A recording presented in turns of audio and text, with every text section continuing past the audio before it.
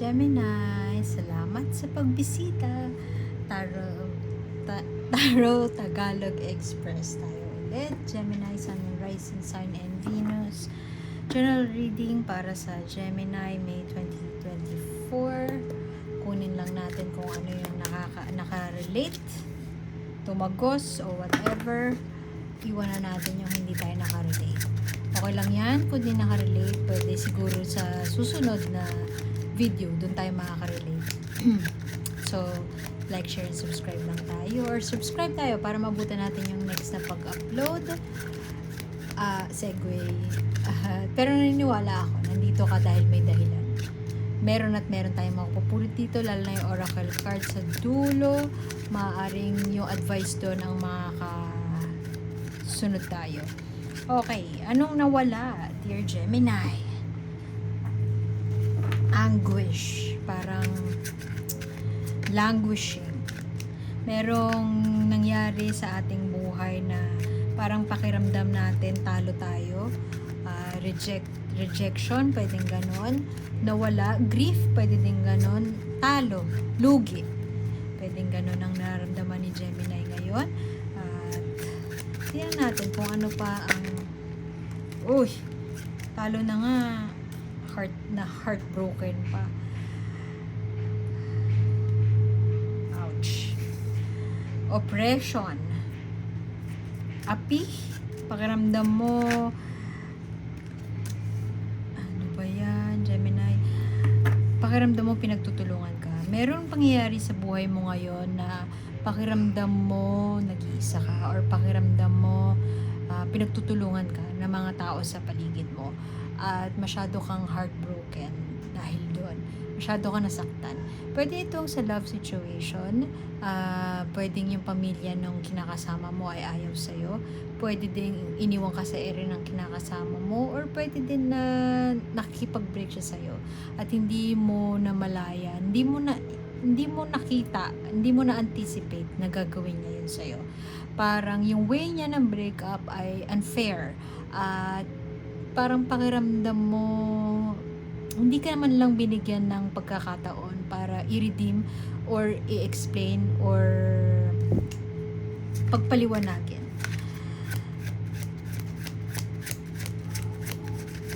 Pwede din na yung mga kaibigan niya gumagatong pa. Alam mo yun? Gumagatong pa, hindi nakakatulong. Tapos nakikita na ngang nasaktan ka. Wala pang ginagawa para maging kapaki-pakinabang. Four of Cups. Maaaring hindi mo alam kung saan tutungo. Or pwede din na part of you, naramdaman mo na wala hanggang dun na lang. Pero instead na ikaw yung makipaghiwalay, nagstay ka pa kasi may nanalig ka na may magbabago, may maiiba, magbabago yung sitwasyon, parang pagising nyo okay na ang lahat. Pero hindi mo pinakinggan yung kutob mo na ganon, na mangyayari pala siya. Ito ka kita mo siya.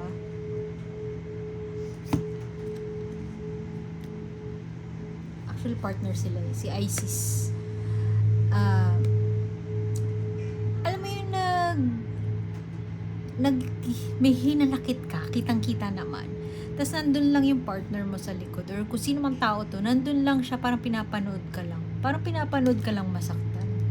Alam mo yun, na napapaisip ka na, minahal mo ba talaga ako? Parang okay lang sa'yo na ganito yung nangyayari sa akin. Nanghihingi ako ng tulong pero walang gustong tumulong sa akin. May pinagdadaanan ka, at parang yung pinagdadaanan mo na ito ay mag-isa ka lang. Definitely may support system ka, pero mga kaibigan ka, pero hindi mo sila nararamdaman. O pwede din na hindi mo pakiramdam mo walang sense na mag-reach out ka sa kanila para humingi ng tulong. Kasi alam mo na kailangan mo tong iraos or pagdaanan mag-isa, or kasama siya sa proseso. Pwede din nga hindi mo pa nakikita na kasama siya sa proseso, pero sa ngayon basta masakit at feeling mo mag-isa ka, pinagtutulungan ka, at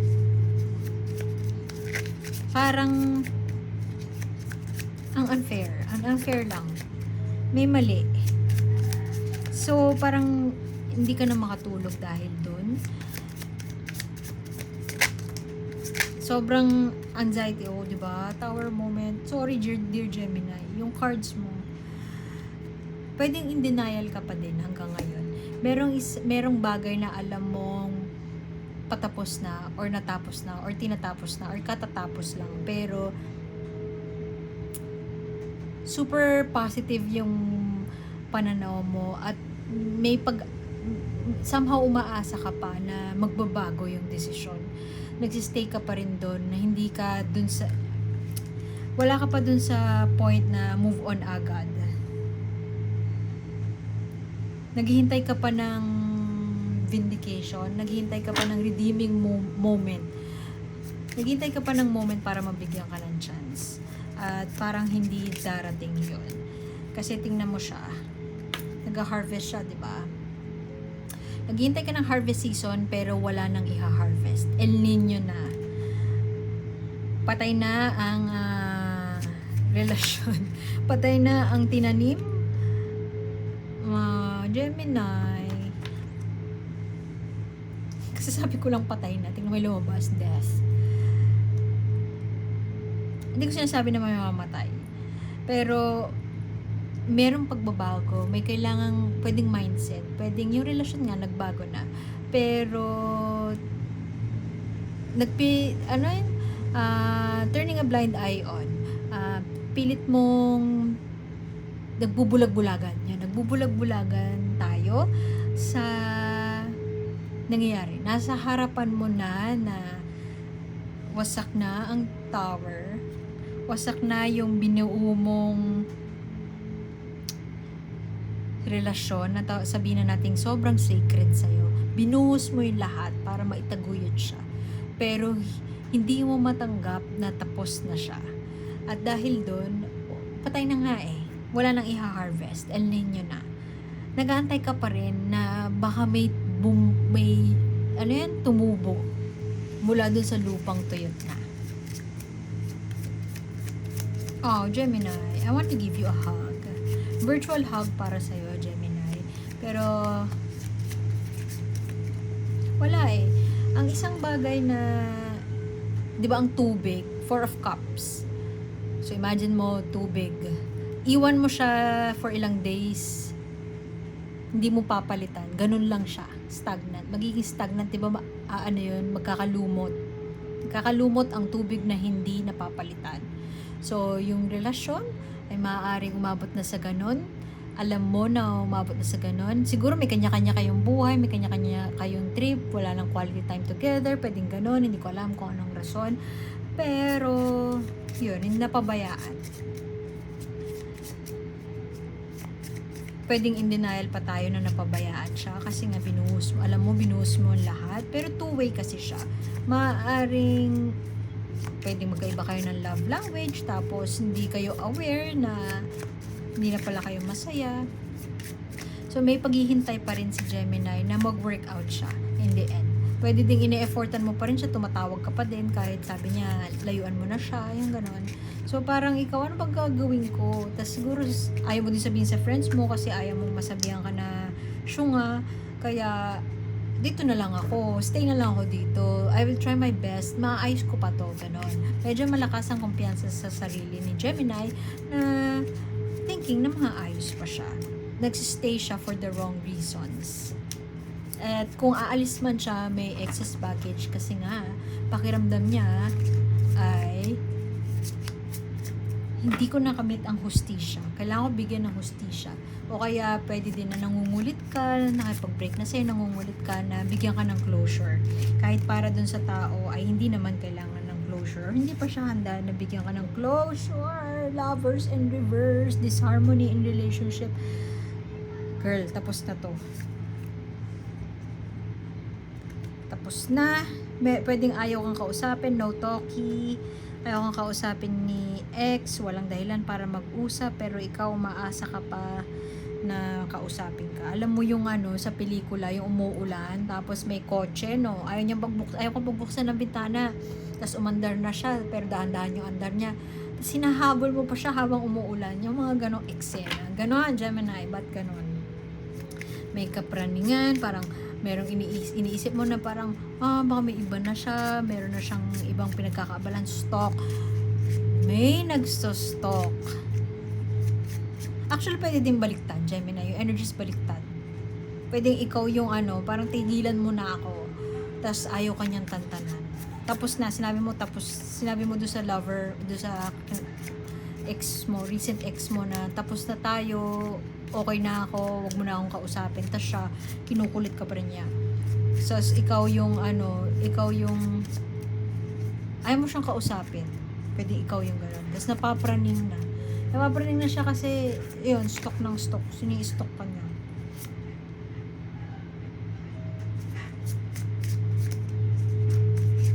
Merong tao, I don't know kung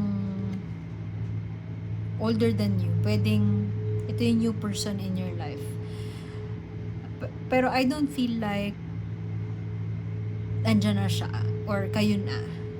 Pwedeng yun nga, mino-workout mo pa tong most recent relationship, tas itong tao to, hinihintay na maging okay ka. Pwede din na kung ikaw yung nagkipag-break, pwedeng ito yung tao na nagbigay ng liwanag ng buhay.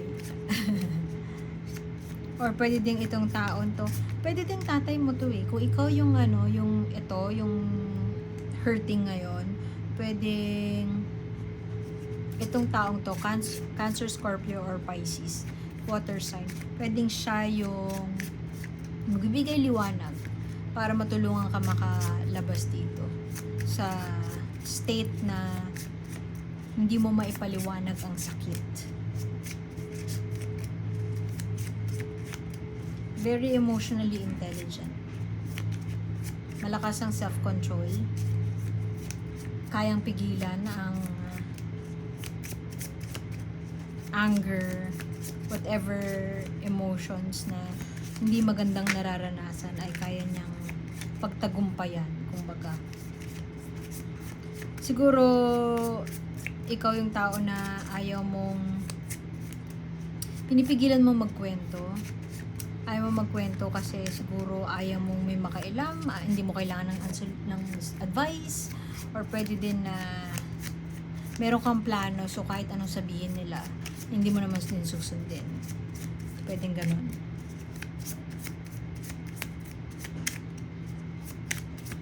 Ano pa ang ganap kay Gemini bukod sa heartbroken siya at kailangan niya ng hustisya at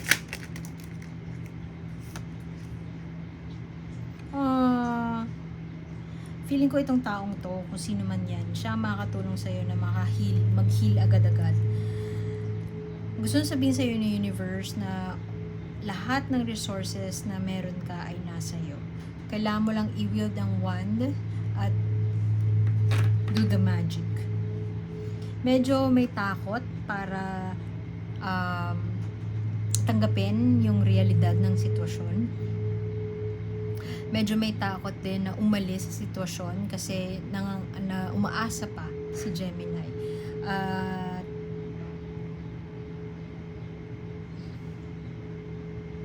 Hindi pa tanggap ni Gemini kung ano yung ganap. Hindi pa siya ready sa ngayon. Pero mukhang kung meron kang plano mag-travel, gawin mo na. Baka dun mo ma-meet to o to. Baka dun mo ma-meet o baka yun ang makatulong sa'yo para alis dito sa rut na breakup na ito. Retreat. Huwag kasing sugod ng sugod. So, kung meron kang kinaharap na isang mabigat na bagay, makatutulong sa'yo na magpahinga. Walang mali na sukuan ng sitwasyon kasi the system will take care of itself. May time and place, may divine timing nga na tinatawag. May time and place para sa lahat at kasama siya sa proseso para mapagtagumpayan mo ito. Kung kinakailangan mo ngayon na lumayo muna, take a step back, huwag sugod ng sugod, do it. Yan ang advice ni universe sa'yo. Retreat. Don't be afraid to step back kasi hindi mo alam kung gaano kalakas yung pwede mong kaharapin pag pinilit mo pa ang mga bagay-bagay. So, iwan ko na yun doon, dear Gemini. Salamat sa pagbisita at sana makita ko kayo ulit. Like, share, and subscribe lang po. At see you soon. My name is A. Bye!